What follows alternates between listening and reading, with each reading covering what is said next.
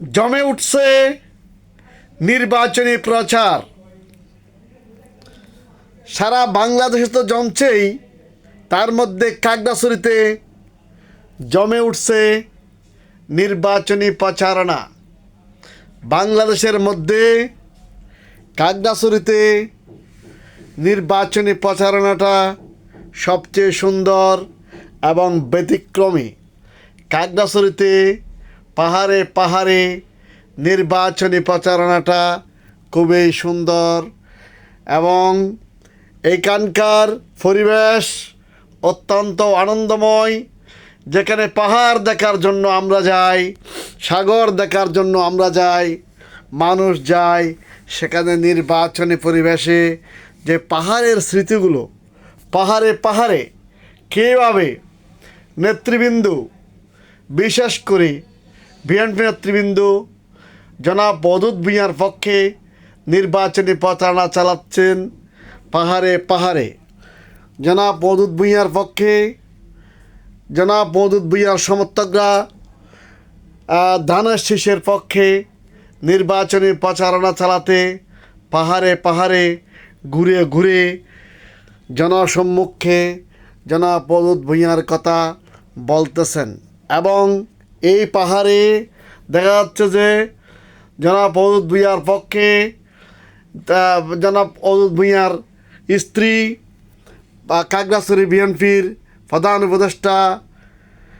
উপদেষ্টা জাকিয়া জিনাত বিথি এবং মহিলা দলের নেত্রী কোহিলি দেওয়ান, তাসলিমা সিরাজ সহ বিভিন্ন নেতৃবৃন্দ পাহাড়ে পাহাড়ে কত সুন্দর করে মহিলাদেরকে নির্বাচনে ধানের শীষে ভোট দেওয়ার জন্য, জনাব মওদুদ ভূঁইয়াকে ভোট দেওয়ার জন্য বুঝিয়ে যাচ্ছেন।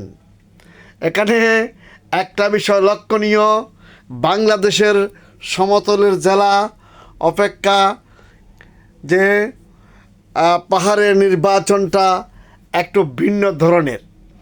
বাংলাদেশের সমতলে নির্বাচনী প্রচারণা চালানোটা যতটা সহজ, পাহাড়ে কিন্তু ততটাই কঠিন।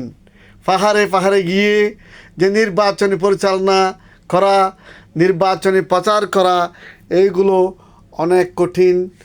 আমি নিজেও পাহাড়ি অঞ্চলে গিয়েছি, খাগড়াছড়িতে দেখেছি। এই খাগড়াছড়ি আমারও প্রাণপ্রিয় একটা শহর। সে অঞ্চলের আমিও একটা দলের একটা অংশের মানবাধিকারের উপদেষ্টা। সেই কারণে পাহাড়ে আমাকেও যেতে হয়, আমাকেও দেখতে হয়।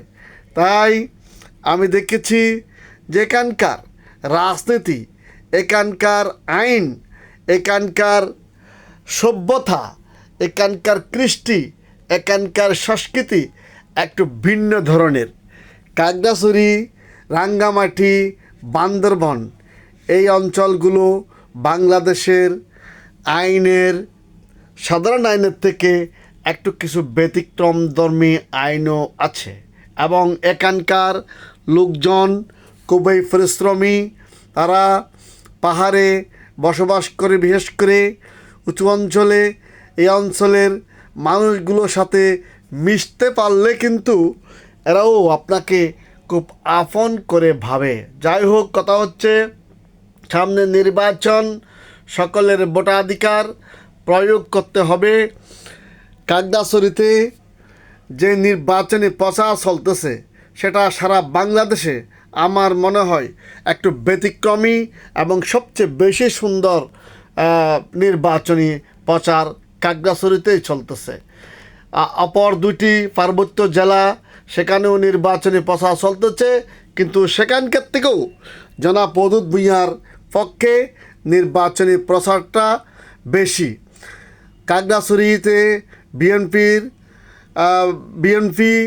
বিএনপির মহিলা দল সহ সবাই মিলে জনাব মওদুদ ভূঁইয়ার পক্ষে কাজ করতেছে।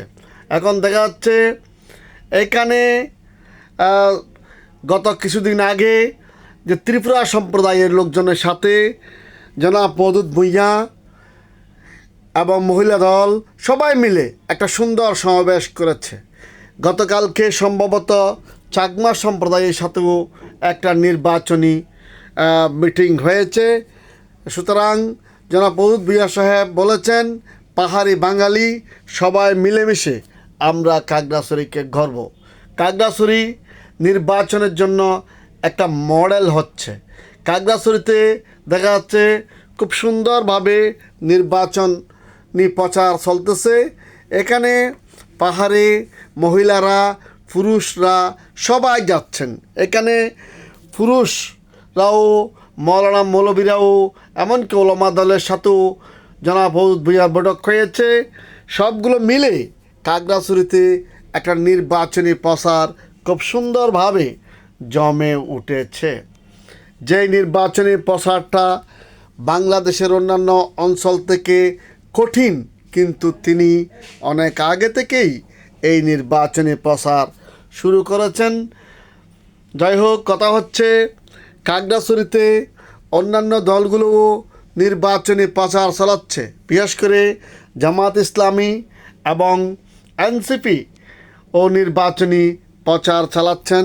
সব মিলিয়ে খাগড়াছড়িতে বাংলাদেশের অন্যান্য এলাকার থেকে আমার কাছে একটু ব্যতিক্রমী সুন্দর ধরনের নির্বাচনী প্রচার বলে মনে হচ্ছে। যে আমরা যখন ফেসবুকে দেখি, নেটে দেখি, তখন অত্যন্ত সুন্দর লাগে যে মহিলারা যে পাহাড়ের বাড়িতে বাড়িতে গিয়ে সুন্দরভাবে তারা নির্বাচনী প্রচার চালাচ্ছেন। খাগড়াছড়ির মহিলা দলের নেত্রী কোহিলি দেওয়ান, উনিও ওনার মহিলা দলকে নিয়ে অত্যন্ত সুন্দরভাবে প্রচার চালাচ্ছেন। জনাব মওদুদ ভূঁইয়া প্রচার চালাচ্ছেন সুন্দরভাবে। জনাব মওদুদ ভূঁইয়ার যারা আছেন সবাই মিলে মওদুদ ভূঁইয়ার পক্ষে প্রচার চালাচ্ছেন। ওনার স্ত্রী জাকিয়া জিনাত বিতি, ওনারও বেশ ভালো সমর্থক আছে। উনিও খুব জোরে সোরে নির্বাচনী প্রচারণাগুলো চালাচ্ছেন, যে কারণে অনেকে মনে করতেছেন যে খাগড়াছড়ি হচ্ছে বাংলাদেশের নির্বাচনী প্রচারের জন্য একটা মডেল। যাই হোক, আমি ধন্যবাদ জানাই খাগড়াছড়িবাসীকে।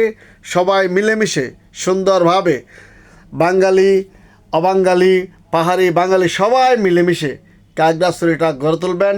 খাগড়াছড়িতে যেই একটা সুন্দর পরিবেশ আছে, সেটি যেন নির্বাচন পর্যন্ত না, শুধু সবসময় যেন এই পরিবেশটা বজায় থাকে। খাগড়াছড়ি আমারও একটা প্রিয় শহর। আমি খাগড়াছড়ি জেলা 12 সদস্য। খাগড়াছড়ি মানবাধিকার জন্য কাজ করি, যেই কারণে আমি দেখেছি যে খাগড়াছড়ি হচ্ছে বাংলাদেশের নির্বাচনের জন্য একটা মডেল হবে ইনশাল্লাহ। তাই সকলকে ধন্যবাদ জানাই যে এখানে যারা বাঙালি আছে, চাকমা আছে, মারমা আছে, ত্রিপুরাবাসী আছে, সবাই সুন্দরভাবে মিলেমিশে নির্বাচনী বৈতরণীটা যেন পার হতে পারে, সেটাই। যার ভোট যাকে ইচ্ছা আপনারা তাকেই দিবেন। সুন্দরভাবে নির্বাচনী পরিবেশটা বজায় রাখবেন। এখানে কোনো জাতিভেদ প্রথা করবেন না। নির্বাচন, বাংলাদেশ হচ্ছে একটা অসাম্প্রদায়িক দেশ। এখানে কোনো প্রকারের জাতিভেদ প্রথা নেই।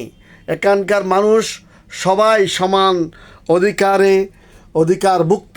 যদিও বা খাগড়াছড়ির আইন কানুন 3 পার্বত্য জেলার জন্য একটা আইন আছে, পার্বত্য আইন। সেই পার্বত্য আইনটাকেও আমরা মেনে চলতে হবে।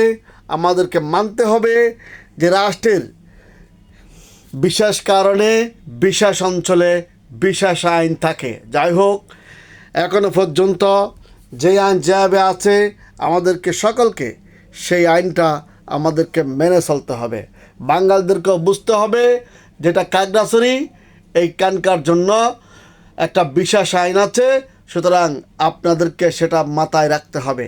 খাগড়াছড়ি অন্যান্য অঞ্চলের মতো সমতলের মতো নয়। সমতলে যেভাবে নির্বাচনী প্রচার হয়, সমতলে যেভাবে আপনি যে মুসলিমরা অধিকার ভোগ করতে পারে, সেকেইভাবে খাগড়াছড়িতেও পারবে। কিন্তু কথা হচ্ছে সেখানকার একটু আইন একটু ভিন্ন ধরনের। সেখানে ক্ষুদ্র নৃগোষ্ঠী, উপজাতি বলেন, যেভাবে বলেন না কেন, ওনাদের জন্য একটা বিশেষ আইন আছে, সুতরাং সেই আইনটা আমাদের মানতে হবে। খাগড়াছড়ির পরিবেশ, পাহাড়ি অঞ্চলের পরিবেশ আপনাকে মানিয়ে নিয়ে খাগড়াছড়িতে বসবাস করতে হবে। সুতরাং কেউ কারো প্রতি কোনো বিদ্বেষপূর্ণ আচরণ করবেন না। আমরা আইনের লোক, আমরা আইনের কথাই বলবো। যেভাবে আইন আছে সেভাবেই আমাকে চলতে হবে। ধন্যবাদ সকলকে। নির্বাচনটা সুন্দরভাবে হোক, যার ভোট যাকে ইচ্ছা তাকেই প্রদান করুক, এটাই আমরা আশা করি। যিনি নির্বাচিত হয়ে আসবেন তাকেই আমরা ধন্যবাদ জানাবো। খোদা হাফেজ। সকলের প্রতি শুভ কামনা রইল, সকলের জন্য শুভ কামনা রইল।